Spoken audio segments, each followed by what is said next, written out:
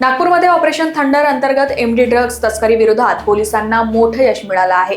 महेंद्रनगर परिसरात छापा टाकून जवळपास 81 ग्रॅम एमडी जप्त करण्यात आली असून 4 सराईत आरोपींना अटक करण्यात आली आहे। जप्त मुद्देमालाची किंमत 6.5 लाखाहून अधिक आहे। माननीय पोलीस आयुक्त यांच्या नेतृत्वात जो ऑपरेशन थंडर जो कार्यक्रम सुरू आहे त्या अंतर्गत जे सतर्कतेने पेट्रोलिंग करताना त्यांना गोपनीय माहिती मिळाली, काही लोक इंदोरवरून आपल्या एरियात एमडी आणत आहेत। त्या अनुषंगाने आम्ही ज्या महेंद्रनगर पाण्याची टाकी त्या परिसरात फिल्डिंग लावली होती, छापा घालून बसले होते। त्याच्यात डीबी पथकाला यश मिळालं। त्याच्यात सुरुवातीला प्रणेश ठाकूर आणि जावेद खान हे मिळाले। त्याच्यानंतर जो डिलिव्हरी बॉय आहे त्याचं नाव उघडकीस आलं, त्यांनी यांना आणून दिलेलं आहे। अमर भाटीला पण अटक करण्यात आली PCR दरम्यान। नंतर हर्ष युवराज इंगोले त्याला पण PCR दरम्यान या आरोपींना अटक करून तिसरा आरोपी त्याला अटक करून चौथा आरोपी हर्ष इंगोले त्याला पकडण्यात आले। त्याच्याही घरजडती घेतलं तर त्याच्याकडे पण 14.11 ग्रॅम एमडी मिळाला।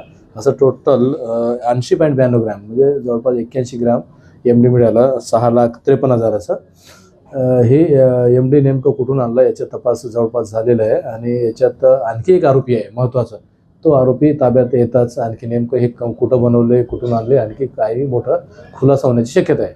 नाही, हे अमाऊंट जवळपास 6,53,224 रुपयाचा मुद्देमाल जप्त करण्यात आलेले आहे। त्याच्यात वापरलेले 2 व्हीलर पण आहे आणि टोटल 4 आरोपी आहे। 3 आरोपी विरुद्ध जुने गुन्हेगार रेकॉर्ड आहे, एमडीचे गुन्हे आहेत त्यांच्यावर दाखल।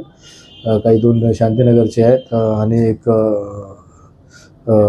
याच्यात मानकापूरचा आहे आणि एक जो जावेद खान रफिक खान नावाचा आहे तो ताजनगर टेकाचा आहे। अशा पद्धतीने वेगवेगळ्या पोलीस स्टेशन अंडरमध्ये राहणारे हे आरोपी आहेत।